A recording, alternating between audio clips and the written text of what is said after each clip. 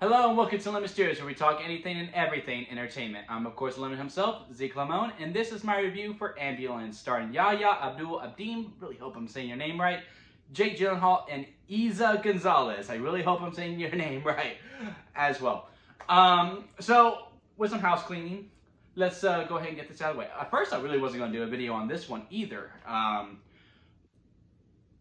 don't know why. I just, it's Monday. So I just figured, the chance to do a review on this is gone. And again, I just got back from vacation, since why the sunburns that you can see on my body. Probably should have put on a different shirt, but hey, it is what it is.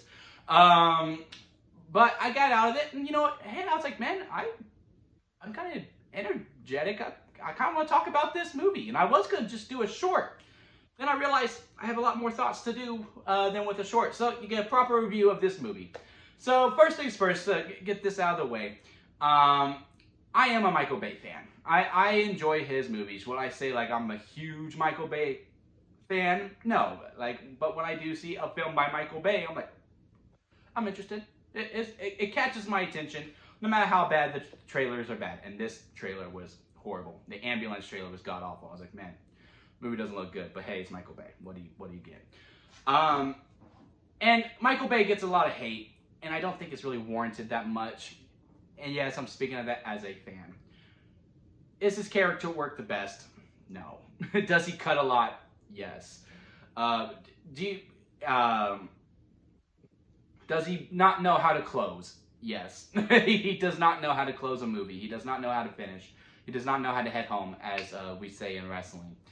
But if there's one thing Micheal Bay can do, is direct action. He knows how to, with me, y'all know this by now, if you are a ongoing supporter of the channel, my goal is to be a director, and it's not just to be a director, it is to be one of the best directors of all time, and to be very versatile and do every single type of genre and every type of rating movie ever.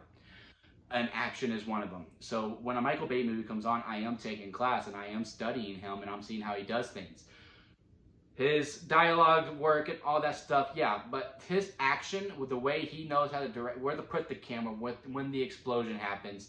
Yes, he does a lot of quick cuts, but it's also the cadence of the cuts as well that I just really appreciate. And with this movie in particular, he got a drone and he fucking used it to the max. This must be his first time with a drone. I don't remember all the Micheal Bay movies off the top of my head because, not many of them are memorable. But during those times, I am enjoying myself. But man, he had the drone in this movie and he just went freaking wild. And I could tell the fun just through the screen, I could tell the fun that Micheal Bay was having. But it's not just Micheal Bay that was having fun. Jake Gyllenhaal was having a blast. Yahya, even though he was the more serious one, you could tell he was having a good time in this movie. And same with Eiza as well. These three are the vocal point of this movie. I would say Eiza is mainly the heartbeat. Jake Gyllenhaal is the scene stealer. I know a lot of people do this. It's not just me who does this, right? When you watch movies and you see certain characters, that's a fun character that would play. I think I could play that character if I was an actor.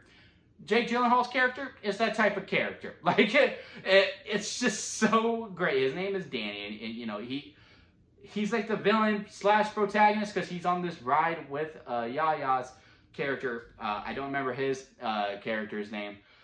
That's another classic Micheal Bay trope. There's not a lot of character development, so I only remember Danny's because he was just so wow, and you can just tell Jake Gyllenhaal was having fun with it. But Yahya, he's the brother of him, and he is on some hard luck. He needs to get some money for a surgery for his wife, and he goes to his brother, played by Jake Gyllenhaal, for some help, and he's like, hey, just help me with this one last ride. I mean, this movie does not waste any time getting to the ambulance and getting going. I think they wanted to call this movie Los Angeles, by the way, because Los Angeles plays such a keen part. They reference Los Angeles so much, and they show Los Angeles a lot. Los Angeles almost becomes a character in its own way. It also says in the beginning, Los Angeles. You never see ambulance pop up when they're doing the opening credits and all that. It just says Los Angeles. I was like, was that the original title and they just didn't change it? But yeah, they always have this conflict because, you know, he's wanting to do things how they were before, but Yaya's character is really trying to change. And then Isa is like in the middle of it.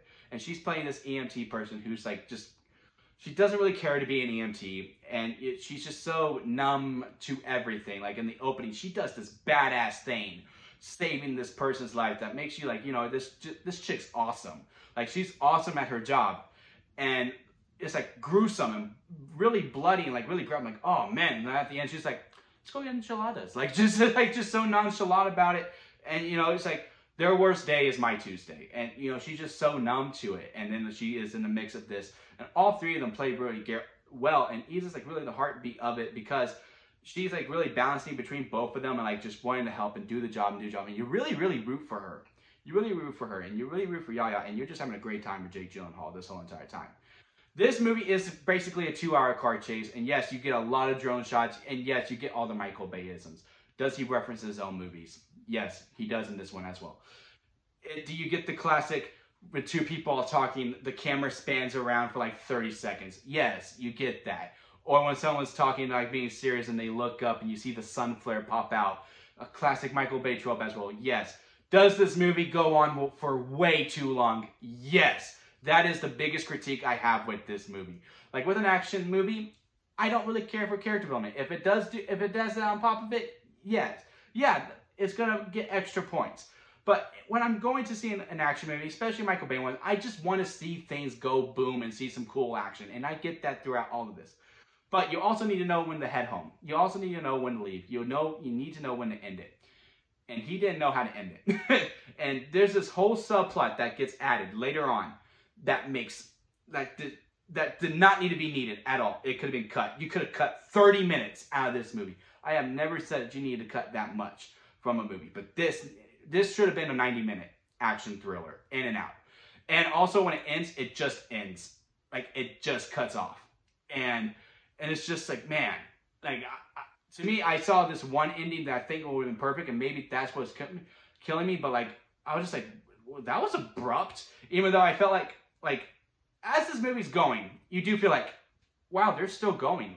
Like, to me, I didn't personally really mind it, but at the same point, I was like, man, they're still going? How long do we got left? Jesus, this movie's like 2 hours and 12 minutes, and moving on pretty well, you are going to, like, look at your phone and, like, just check the time, at least. I'm respectful. Like, I don't look at my phone during a movie, but I was like, Jesus, man, how long are we freaking going with this thing? I didn't mind it, but at the same time, I was like, man, this movie's going. I can see a lot of people getting frustrated with this. But at the end of the day, I had fun. I had a good time with it. And I think a lot of people will as well. I've seen people saying this is Micheal Bay's best movie ever. I wouldn't go that far. I would say in recent years, yes, this is Micheal Bay's best movie. This is Micheal Bay up to 10. He had a blast directing it. You could just tell through the screen. And the three main people that we go through, that we hang out with, they're having a blast as well. The cops, they're okay. They try to make them relatable. Like, to them, this is just the job, right? And they like try to add that kind of dialogue in there, and it just fell flat a lot of time. There's a CIA character as well, and they had this backstory to them that just didn't need to be needed. Again, you could have cut 30 minutes out of this movie and have an actual ending instead, just like, all right, we're done. Roll credits. Just roll it. So if I had to rank it on a limb scale, this is how it works. If I didn't like it, sour lemon. If I didn't like it, but hey, there was some good to it, expired store-bought lemonade. If I liked it, but there's a lot of problems to it, it's a store-bought lemonade. If I liked it, hey, it's a movie. You know, there's some problems, but it's also really good. It's a lemonade. If I really liked it and there's just some really, really minor nitpicks, it's a freshly squeezed lemonade. And if I absolutely loved it, 10 out of 10, it is a strawberry lemonade because that is the best kind of lemonade. I'm going to give Ambulance a store-bought lemonade, but it's really good store-bought lemonade. It's like Simply Lemonade. You ever had the Simply Lemonade at like a Walgreens and all that stuff? It's really good. It's that kind of store-bought lemonade. Really, really good stuff. Have you had a chance to see Ambulance? Comment below and let me know. Let's have a talk about it. And let's talk about that ending, huh?